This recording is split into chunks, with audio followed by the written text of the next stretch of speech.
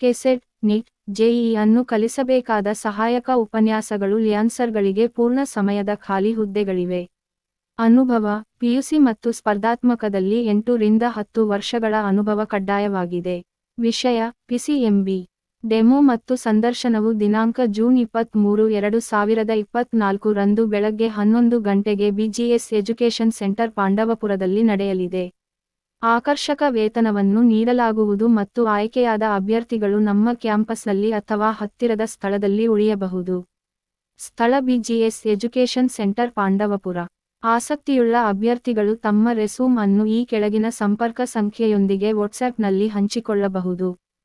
ಹೆಚ್ಚಿನ ಮಾಹಿತಿಗಾಗಿ 9731958035 9880208648 ಈ ದೂರವಾಣಿಯ ಮೂಲಕ ಸಂಪರ್ಕಿಸಬಹುದು.